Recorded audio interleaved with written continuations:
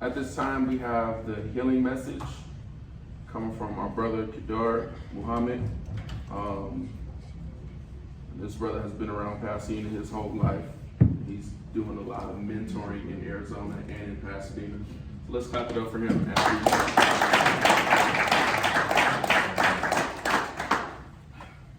Beautiful poem, brother. I think they go right by saying it was fitting for the situation. Thank you. A little bit about myself. I'm born and raised Pasadena, California. Some of you that's from Pasadena may know my parents. My pop's name is Playhead. For those in the streets, call himself Devo now a little bit because he's swole. My name is James Samuel. My mother name is Hope Wilson. My brother, I was just talking about his deceased wife. He had to go, but his father's name is Atari Walk. You said it. He was murdered many years ago by a black man. I moved to Arizona in 2006 to get away from following some of the events that was taking place in my environment. Big, I actually talked to you over 20 years ago. He was talking to my Auntie Tony. Over 20 years, we're still locked up. I'm glad to see you home. Some of you may know my cousin Jonathan Thomas, also murdered in the streets of Pasadena. Last year, I have a nonprofit organization that works with young men in Phoenix, Arizona, between the ages of 8 and 17. We teach them life skills. We have a STEM program, we have an entrepreneurship course, we just introduced cycling.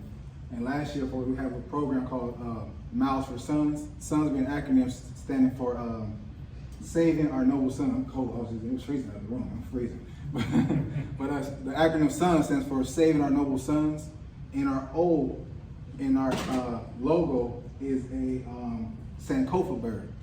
And if anybody's here familiar with the Sankofa bird, it's a bird with his head twisted back. And the reason why he's looking back, to symbolize is always look back for the next generation, always leave something for those coming after you.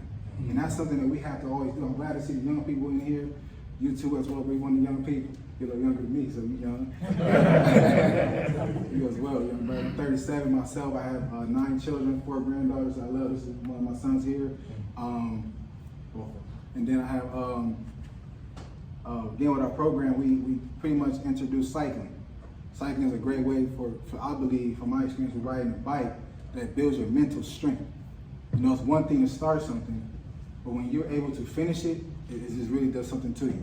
You know, so for example, I'm a brother Dennis, you know, he helped us last year with our promotion video. Thank you again for that, brother. Last year was originally supposed to be in honor of my cousin Jonathan Thomas. I rode a bike from Pasadena, California to Phoenix, Arizona, 480 miles over a span of 7 days.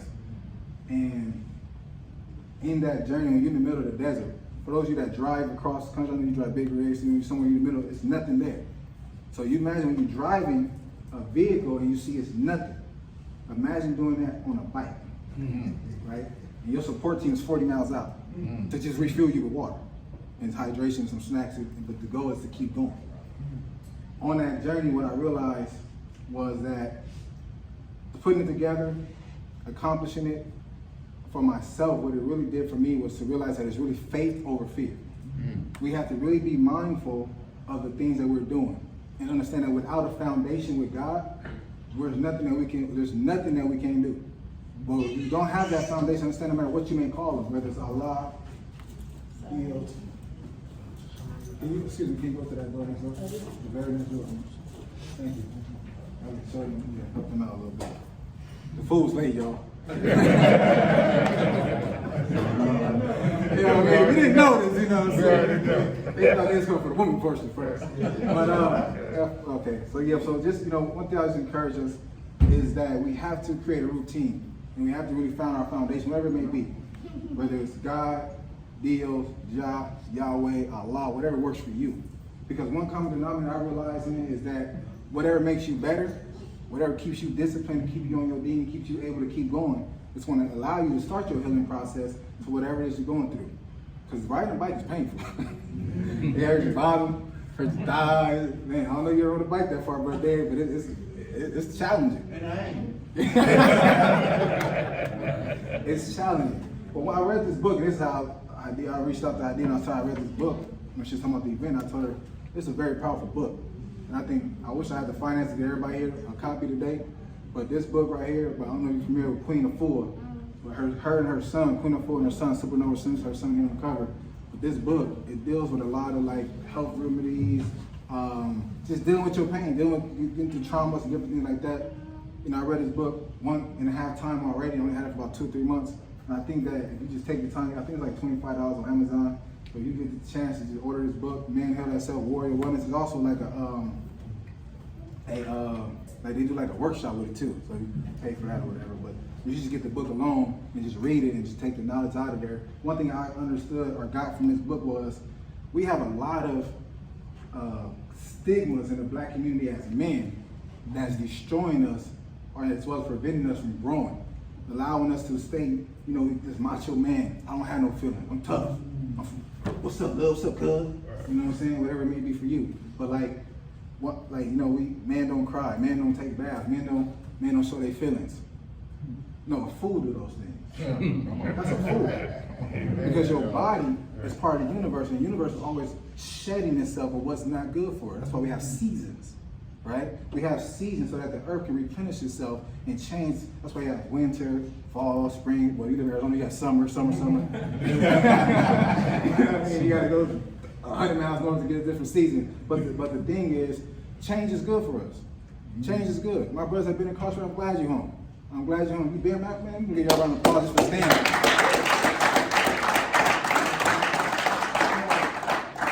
One thing, I've been to the cell station. I was blessed to get bailed out before they took me anywhere else. I ain't never went past that, but I know the mentality that we had to transfer into to survive in camps. Some of my mentors in the 8, 10, 15 years in Phoenix, they tell me stories and they show me the obstacles that they had to do just to survive, especially don't be a revolutionary locked up. That's a whole nother treatment. You might not see outside for 6, 7, 8 months at a time. What did that do to our minds? We come home and that's why they got re-entry programs. Why are you trying to re-enter me back to society? What did you do to me to where I need to be re-entered if this was the correctional facility? Right? That whole title in and of itself is a contradiction. This is a correctional facility, but now I gotta be re-entered into society? So how are you re-correcting me over here? Right? Or correcting me, whether to say. So, man, congratulations to you, brothers. That's home. God got you out for a reason. Accept that purpose and just embrace it. Because it's a call on all your life. Y'all did 27. Got some people over behind them walls, man, they can't do 6 months. They done changed their whole sexuality, they done changed their whole, some of them hanging themselves. I mean, we have that's a whole other world. Every time I drive past a black prison coming out here, I'm like, that's a whole other world right there. That's like you walking down the street, you see Mars. That's a whole other world, right? I'm getting off subject. But again, congratulations for y'all coming home and doing the work and doing what you're doing. That's an honorable thing. Another thing about, I mentioned routines. You know, routines is something that I got just through a life with getting things done and being able to have an idea, stick to it to see it through. And there's a brother of mine that's on my team in Phoenix. His name is Jay Young. His brother is actually battling cancer right now, brain cancer. But he sent me down here with some of these planners to sell. This planner is amazing. You know, you write down what your goals are for the week, and at the end of the week, you look at it, see how many did you do, where did you fall short at, what did you accomplish? Being committed to progress, being committed to seeing, are we making progress? You know, Denzel Washington, one of his movies, in his movie Equalizer, you got a line in there, he's talking to a guy about losing weight. And he's like, man, I'm down like 2 pounds. And Denzel Washington's line was phenomenal to me. His response, it stuck me to this day. He said, progress, not perfection. See, a lot of times we want to be so perfect that we put on this mask before COVID. We wearing a mask every day instead of being honest and open with ourselves and being transparent with the things that's not good for us, whether it's dealing with certain circles. I did mention earlier about, you know, we got to change our circles up. You know, sometimes we're loyal to people by default because I like you, because you're my cousin, because you're my homie, because you was there for me when I had a flat tire. Right. Okay, that was like bro said, that was just in the moment. But if you still stuck in that same position, I got to be able to say, hey, bro, we got to move forward. Sometimes we're not making progress in our relationships, progress in our jobs and our lives. We got to be able to look at ourselves, like Michael Jackson taught us, look at the man in the mirror first. Start the man in the mirror first and identify, am I making progress? Am I making progress? Honestly, when Hadia sent me this assignment for this, I went on a fast. I haven't ate since she told me it's been over 19 days. I haven't ate a meal. All I've been doing, I had liquid soup. I would say it's not a meal, but it's liquid, right? But I'm eating the day when it's over. But I just wanted to purge myself of anything and just focus and discipline myself to prepare myself to come before the man and say something of value to you. And I hope I am. That really, you know, the process, I believe, at the root of it, of healing, getting whatever it is, whether it's with your mother, whether it's with your father. Many of us probably didn't grow up with our fathers. I know I'm dealing with it a lot in Phoenix. A lot of young men who have resentment and hate for their fathers. So me, dealing with Playhead, he wasn't in my life because he was a player, right? Papa was a Rolling Stone. So I realized, like last year when I was coming back and forth preparing for the bike ride, my father has made a statement that made me realize that I was judging him at 30-something years old. I was still judging this man from when I was a child. I never made progress in understanding my father's not that young man that he was no more. I can tell now, and I can identify the father that I have today as a grown man with children. I can say, damn, my dad loved me. My dad loved me. He only told me once in my whole life. And I was in my 20s, he ain't said it again. But I understand that dynamic now more, being able to accept him and forgive him for not being there and being grateful to God that he's here now. That he's here now. So any young man whose father or man that still has an issue with your fathers, try to understand that that person, hopefully they change, make progress. That's the root thing about this in healing is making progress to understand our benchmarks. You know what I'm saying? When you're working out, you understand you went from 20 pounds, 35 to 50 to whatever else. So it's just the progress. I believe that we focus more on the progress of the things that we're doing and engaging in. We can identify the things that work for us and the things that don't. If you constantly repeating cycles, that's insanity, right? So we gotta really look at ourselves. That's why our word is that it's the God above all things. The God of the universe, and it's the God within. However, you can't claim God and not be able to change your life. Because God, of course, I'm Minister Louis Farrakhan, God only means force and power. So if I'm here like this all day and this ain't moving, where's the God and where's the force? So if I'm like, man, I gotta get this over here. God, I gotta get this, man, I gotta move this out of my way. Right? So we can't profess to have any higher power if we cannot change the condition of our lives. The scriptures say that we are all gods, children of the Most High God. So if this guy had the ability to create life, transform lives, and restore lives, and make plants, make trees, make all this great stuff in the universe, then we collectively had the same gifts and talents. Now in the Islamic faith, they say God has 99 attributes and Allah being 101. But attributes are just only different phases or chapters of things that we've done. There's a phase, there's an attribute of God that's Muhammad. Muhammad means war. So at one time, you're like, you don't have to be aggressive, you don't have to be in war mode. But there's another one that's Khalik. Khalik is an attribute that means creator. So now he's creating, manifesting things. But there's also Al-Rahim, the beneficent, the most merciful. That means he's always giving kindness and love and understanding and patience.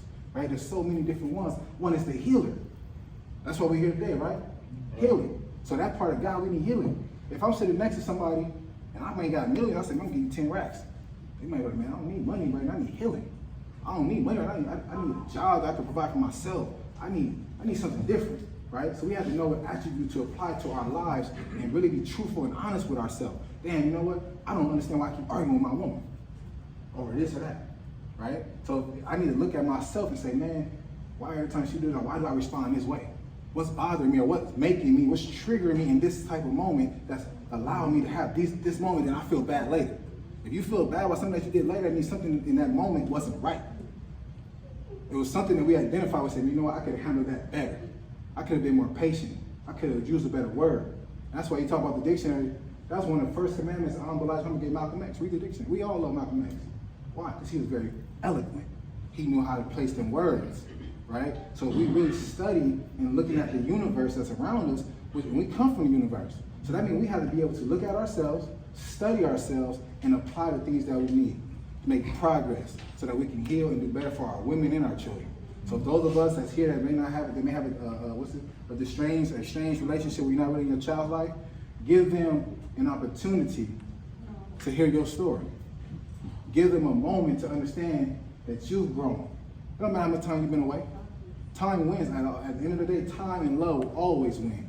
So what we have to do with that is be patient with one another and be honest and truthful with ourselves. Brandon gave me the signal already, I gotta get out of here. But man, I hope I said something to empower you. And one of my catchphrases that I say in all my videos and my conversations is to conquer your fears and embrace your purpose. Thank you.